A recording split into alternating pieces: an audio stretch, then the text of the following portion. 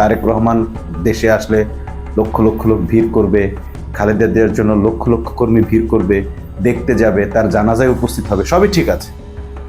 কিন্তু বিএনপির হয়ে জীবন দিবে এরকম লোক পাবেন না। ক্ষমতার জন্য জীবন দিবে, চাঁদাবাজির জন্য জীবন দিবে, ঘাট হাট মাঠ দখলের জন্য জীবন দিবে, কিন্তু বিএনপির জন্য জীবন দিবে এমন একজন নেতাও আপনি খুঁজে পাবেন না, কর্মী খুঁজে পাবেন না, কিংবা দলের কথা শুনবে এমন লোকও খুঁজে পাবেন না। বিএনপির দলটা চলে ব্যক্তির মাধ্যমে। একজন ব্যক্তি কিছু লোক পালে, তার মাধ্যমে সে দেখায় যে হ্যাঁ এরা বিএনপি। সে যদি বলে যে না তোরা বিএনপি না, তোরা অমুক পার্টি, তাহলে তারা ওই পার্টি। ওই একজন ব্যক্তি কয়েকজনকে টাকা পয়সা দিয়ে নানাভাবে প্রতিশ্রুতি দিয়ে, কাজের প্রলোভন দেখিয়ে, এটা সেটা দেখিয়ে, যে ভবিষ্যতে তোদেরকে আমি এটা ব্যবস্থা করে দেবো, এটা ব্যবস্থা করে দেবো, হ্যান ত্যান বলে তাদেরকে দলের মধ্যে নিয়ে আসে। এটার নাম তো দল বা দল না। এইভাবে তো আসলে দল চালানো যায় না। আর এদের তো ওই আস্থাও পাওয়া যায় না যে এদেরকে তো আসলে আবার কালকে কেউ অন্য অফার দিয়ে নিয়ে যেতে পারে। এইরকম একটি ভঙ্গুর দল দিয়ে বাংলাদেশের রাজনীতি চলছে।